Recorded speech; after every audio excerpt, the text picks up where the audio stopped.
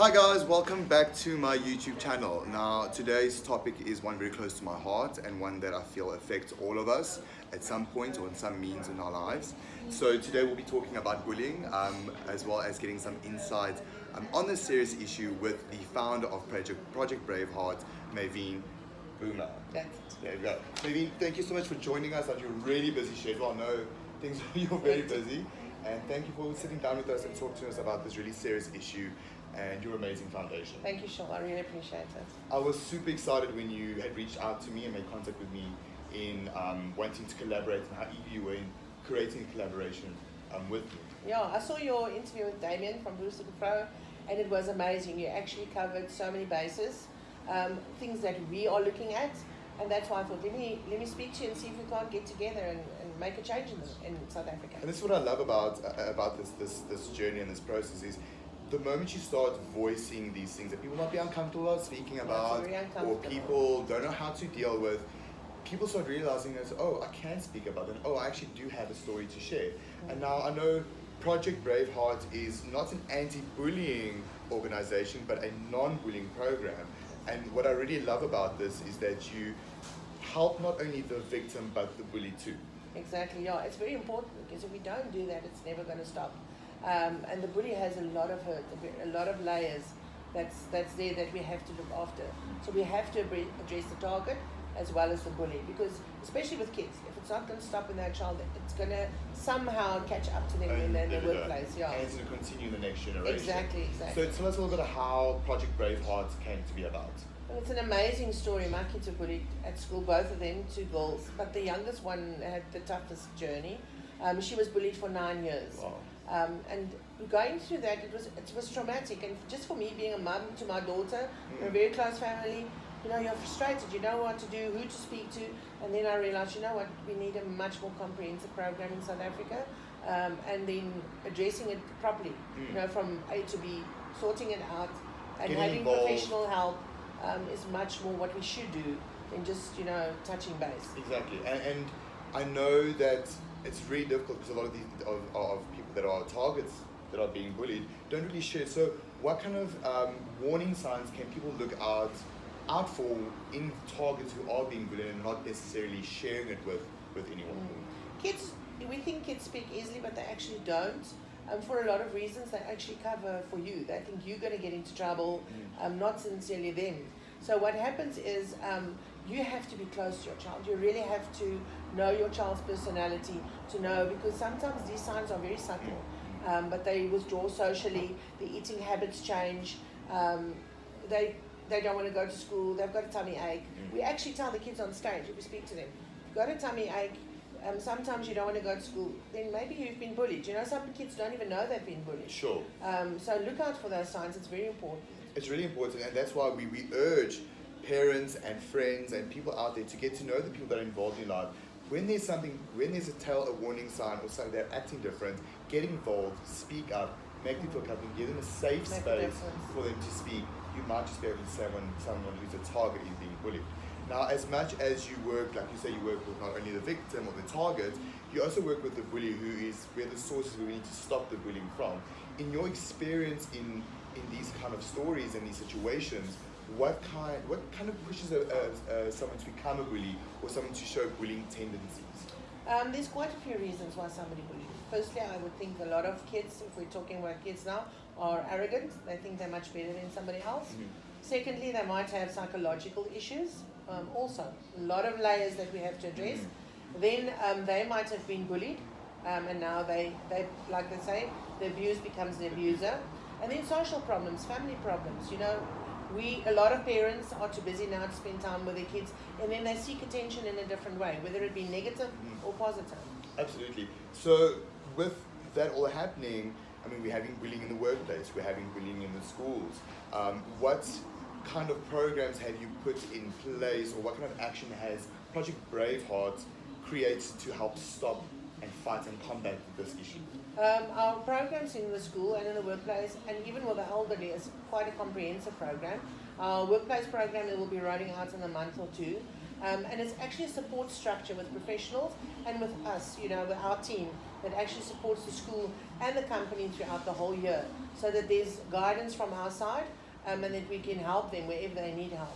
That's amazing. So you're actually going out there, not only just educating the kids or educating the employees, but actually the teachers, the employers, to show what the conduct should be and how it should be handled, so that there's a safe space for the children and employees and anyone in these environments to be able to speak up about bullying.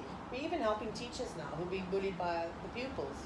It's crazy. It's crazy, but it happens all the time. Yeah. And people are so, they think bullying is only a certain way, but there's such a wide range of what bullying is. And that being said, with our social media world that we all have all online, bullying doesn't stop at schools or doesn't stop at the workplace, but comes home with you. How are you combating, or what programs do you have in place for cyberbullying?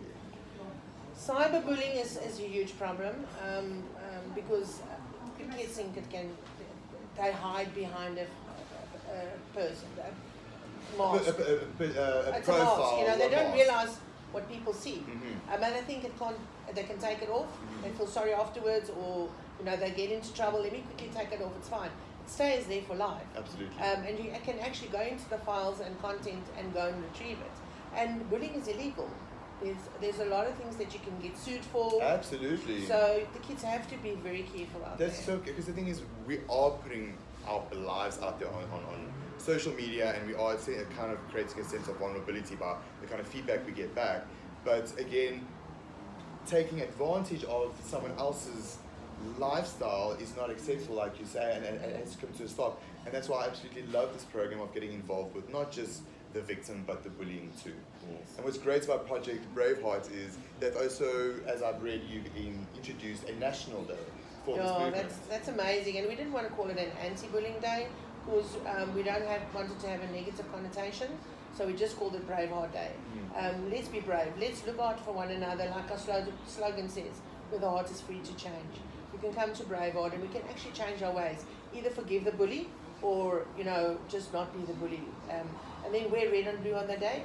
Our national day this year is on the 1st of May. The reason May is because it's Workers' Day, and we're rolling out our workplace bullying program this year. And people can contact us, wear the blue and red, and it's been amazing. Last year was the first one, and really we had people from Northern Cape, Polokwane, KwaZulu-Natal, all contacting us, sending photos, just being on board. And it's amazing because you start recognizing in your community, hey, we're supporting the same cause, we stand for the same thing. Yeah. And it starts bringing communities together, which you really need, because there is strength in numbers. And I know that one of your long-term project that Project Braveheart has is called #BraveCommunity. That's correct. And tell us a little bit more about that. Well, we need a safer South Africa. We all know that, we're ready for that. And the Brave community is now looking after one another. We're asking coaches to be brave. We've also got our sports coaching program where they can look out for incidents on the sports field, because a lot of times that's the child's only safe place outside from school and their home environment. Yes. We're asking companies to come on board, teachers to be brave, principals to be brave, and in the long term we'd like to nominate these people and give them acknowledgement for what they're doing for one another. And with all this community pulling together, I know that you are busy building a database of professional representatives who are there to help those targets and those bullies need help. For those people who are targets of being bullied and those people who are looking to maybe get involved in the foundation, how can they reach out to these representatives for help?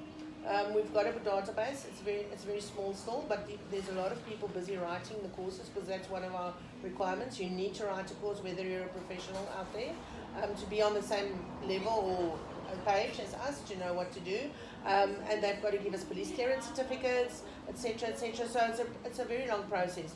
So if there's somebody on the database, or you're looking maybe for a lawyer in your area and it's not there, just contact us on info@projectbraveheart.co.za, and we will go and find somebody, if you're in your area, that can actually help you. That's amazing. As easy as that, reaching out, finding someone who can help you and support you in your community. Now, I really want to talk about these very cute, amazing heart pins that you have here.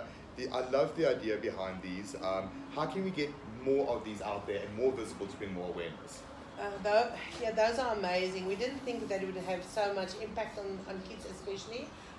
It's like one of the teachers says, it's as if they give the kids superpowers. But it is psychological. If you wear this, you stand up against bullying. you will not allow bullying, and you will actually look after one another. And I mean, even in high school, kids are wearing these now. So we suggest with adults, keep a few in your bag. If you see somebody doing nice or has gone the extra mile for you, give them a heart pin. How amazing if the whole of South Africa eventually wears these heart pins and know that they've looked out for one another. And that's amazing because you are identifying yourself as someone who fights and stands up for someone that you can always turn to. So this is basically just like paying it forward and creating a bigger community and a safer community to stand up for bullying. Yeah, because we ask companies as well, purchase 100 hearts. That helps us also to get our programs in schools that actually, that don't have the funds for it. So they can also contact us and, say, listen, I'm sponsoring 100 hearts. I love that because that's literally how you're going to spread the love. Yeah. So last big thing I want to ask you is, with your experiences, what kind of message would you have out there to target someone out there who is being a target of bullying? Firstly, to be #brave. I dare you to be brave. I dare you to be enough, because you are enough. You don't have to do anything more than who you are at the moment. Nobody can be yourself. You've got a specific journey. Just travel with that journey. Just live your life. Some people at the older age actually live their truth. We don't always, we're not always successful when we're younger. Right. Sometimes, when you're older, you've actually lived your truth. And we shouldn't interfere with one another's journey. It's not right to do that. Maybe, thank you so much for sitting down with us, telling us about Project Braveheart, and also just for being a leader, creating change and making the world a better place. Yeah, it's awesome, the people we meet along the way. It's the journey. It's all about creating that community. It's a pleasure. Thank you so much. Guys, make sure that you follow Project Braveheart on all their social media platforms, as well on their website on www.projectbraveheart.co.za, and see how you can get involved and help stop bullying.